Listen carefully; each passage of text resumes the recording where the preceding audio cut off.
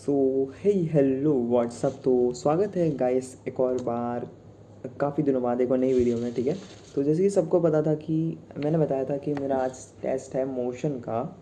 तो एक और चीज़, अच्छी चीज़ ये है कि इन लोगों ने इस बार जो ये रहती है ना, ये देखो, जो रफ शीट रहती है वो ले जाने दी है, तो मैं तुमको अच्छे से बता पाऊँगा। और भाई इसका क्या काम, ये भी रख लेते भाई। मतलब जो एडमिट कार्ड है वो दिया ही नहीं इनने, मेरे को समझ नहीं आया क्या हुआ।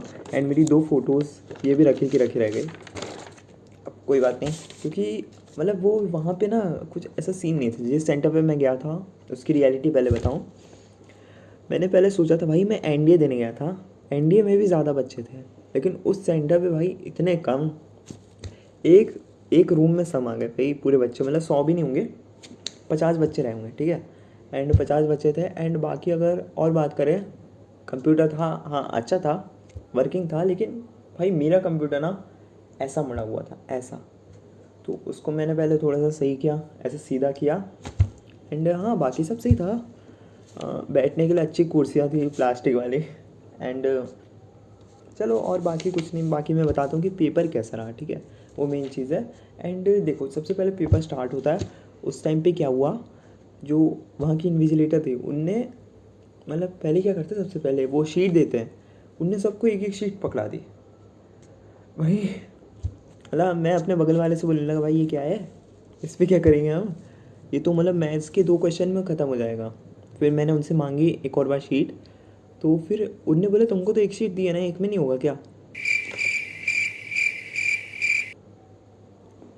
मतलब क्या बोले। तो देखो फिर ऐसा एग्ज़ाम स्टार्ट होता है। सबसे पहले जो क्वेश्चन आता है फिज़िक्स में, वो मैं तुमको यहाँ पे दिखा देता हूँ। ठीक है, तो यार कैमरा क्वालिटी तो अच्छी नहीं है, लेकिन हाँ पता है काम चला लोगे। तो चलो स्टार्ट करते हैं। फर्स्ट क्वेश्चन थे, फर्स्ट क्वेश्चन क्या था, जो अपना ऑब्जेक्ट है, मतलब लैंग्वेज में ज़्यादा खेला इन लोगों ने। एंड पेपर भाई मैं कसम से बताऊँ, अपना ऑनेस्ट एक्सपीरियंस मेरे को रिलेवेंट नहीं लगा। मतलब कुछ ज़्यादा ही आप, मतलब कहीं रे ऑप्टिक्स घुसा रहे हो, कहीं पे आप थर्मोडाइनमिक्स घुसा रहे हो, कहीं पे आप मैथ्स में मतलब अलग ही खेल रहे हो भाई। वो इंटीग्रेशन ही घुसा दे रहे हैं। तो वो मतलब जो एक्चुअल लेवल होता है ना मेंस का, मेरे को नहीं लगा। मैं इतना ज़्यादा नहीं जानता, कई लोग होंगे भाई 99 परसेंटाइल वाले, वो बता पाएंगे कैसा लगा उनको। तो अब देखो सबसे पहला क्वेश्चन क्या था, जो ऑब्जेक्ट है उसको फोकस से एक्स डिस्टेंस दूरी पे रखा है, जो स्पेरिकल मिरर है उसके फोकस से एक्स डिस्टेंस पे रखा है, तो अपना यू हो जाता है एक्स प्लस एफ।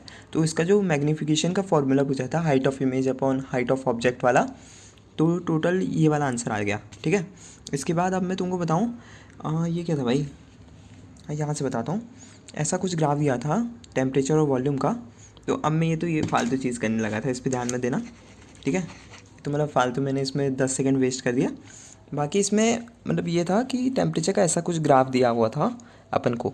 ठीक है, ऐसा ग्राफ था। तो अब प्रेशर और वॉल्यूम का कौन सा होता, तो मैंने ये वाला बनाया, मैंने ये वाला ग्राफ किया है। यहाँ पे प्रेशर, यहाँ पे वॉल्यूम। ठीक है, अब मेरे को नहीं पता सही जा रहा है कि नहीं।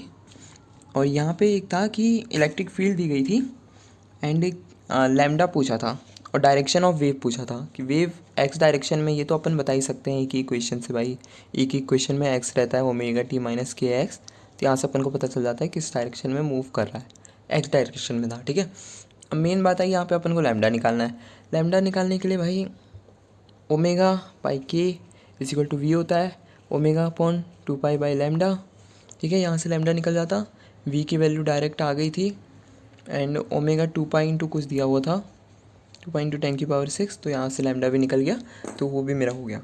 इसके बाद जो अगला क्वेश्चन था, जो अपना पोटेंशियल होता है, दो पॉइंट चार्जेस रखे हैं ए और बी पे, तो बी से ए तक जा रहे हैं, तो पोटेंशियल पहले डिक्रीज़ होगा फिर इंक्रीज़ होगा, या फिर पहले इंक्रीज़ होगा फिर डिक्रीज़ होगा। तो भाई मैंने तो मतलब इसमें, अब मैंने पता नहीं उस टाइम पे कैसे दिमाग चलाया, ये तो थोड़ा मैथ्स है, देख सकते हो, तो उनको समझ में आए तो अलग बात है। एंड यहाँ पे गैल्वेनोमीटर का एक सवाल था, शुरू में मेरे से नहीं हुआ, लेकिन बाद में मैंने पीछे के पेज में किया था। ये देखो शुरू में मैंने कितना टाइम वेस्ट किया इसमें भाई साहब, दिमाग ख़राब। एंड बाद में मैंने इसको किया, तो इसका मेरा आंसर आ गया था I0/13। ठीक है, I0/13 था। इसमें क्या था, सबसे पहले जैसे ही आप शंट कर रहे हो गैल्वेनोमीटर को, तो इसका डिफ्लेक्शन जो है 1/5 टाइम हो गया, मतलब जो इसमें जाने वाला करंट था वही 1/5 टाइम हो गया होगा। ठीक है, तो इस हिसाब से कैलकुलेशन थी। तो अपन से पूछा था कि जब एक और बार दो दो ओम का पैरेलल में लगा देंगे तो क्या होगा। एंड ऐसे ही कुछ क्वेश्चन थी, आसान सा क्वेश्चन। इसकी बात नहीं करूँगा, ये लॉजिक गेट्स का था। एंड ये वाला क्वेश्चन मैं तुमको बताता हूँ ये कैसा था। सोनोमीटर में क्या हुआ था, टेंशन को दुगना कर दिया, एंड जो डेंसिटी होती है ना, सबसे पहले तुमको फंडामेंटल फ्रीक्वेंसी का ये फार्मूला होता है, ये पता रहना चाहिए। इसको V/2L बोलते हैं, सॉरी, एंड इसको V बोलते हैं, ठीक है।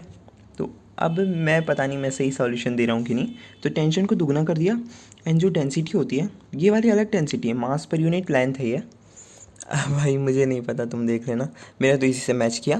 तो मास पर यूनिट लेंथ है, एंड उनने डेंसिटी को हाफ़ किया था। ये वाली जो डेंसिटी होती है ना, इसको हाफ़ कर दिया, एंड टेंशन को 2 टाइम्स कर दिया, एंड डायमीटर को 2 टाइम्स कर दिया, मतलब रेडियस 2 टाइम्स हो गए। तो इसके बाद अगर इसको अपन एन कहते हैं तो फाइनल एन क्या निकलेगा इस एन के टर्म्स में, फंडामेंटल फ्रीक्वेंसी क्या बदलेगी, तो ऐसा पूछा था।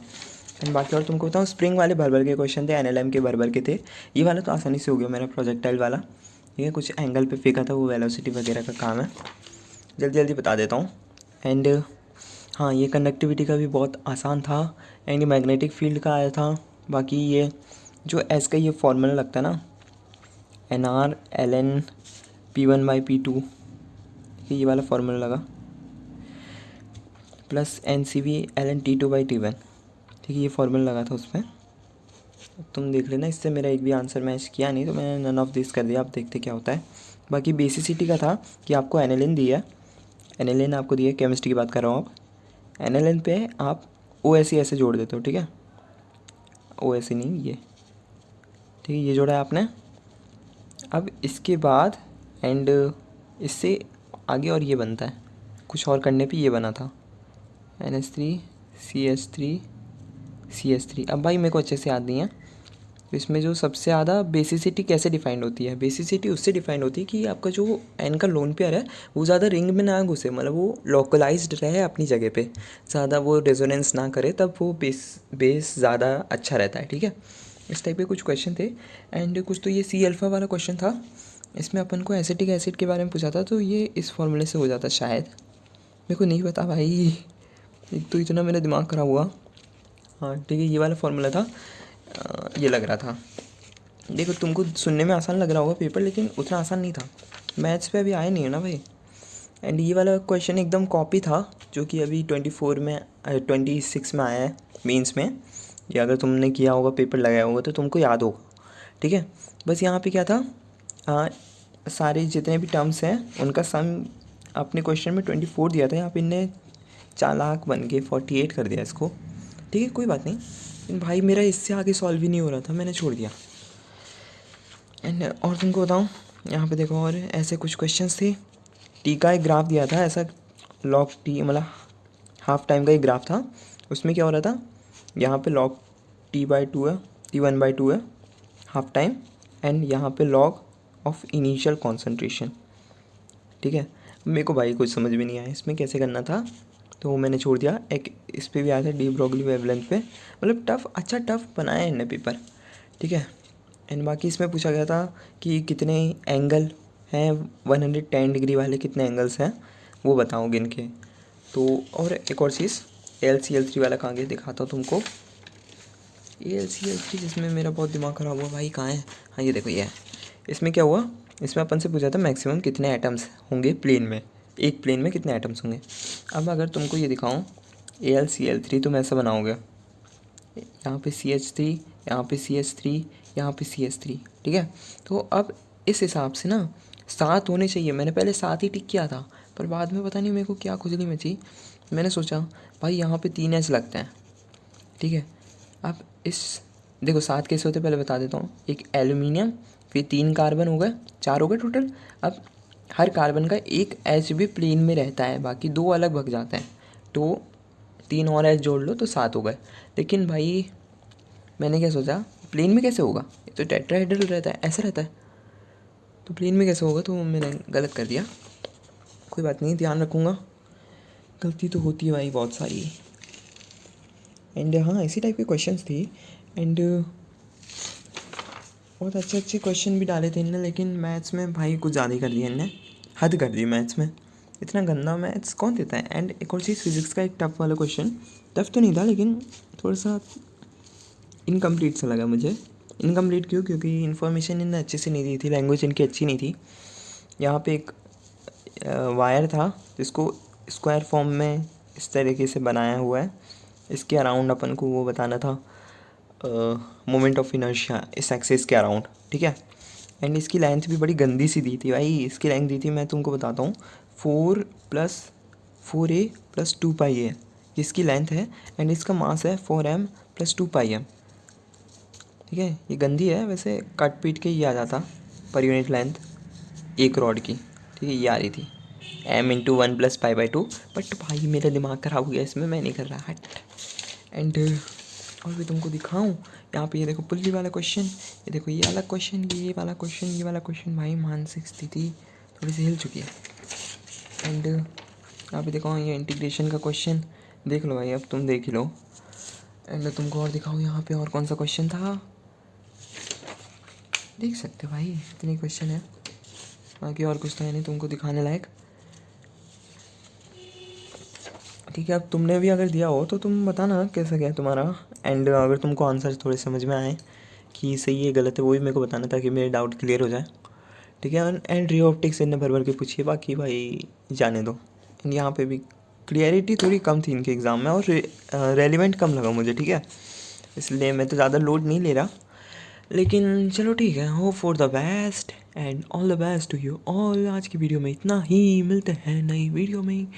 हाँ, ये भी मिला मेरे को सेंटर के बाहर, ठीक है। Bye bye.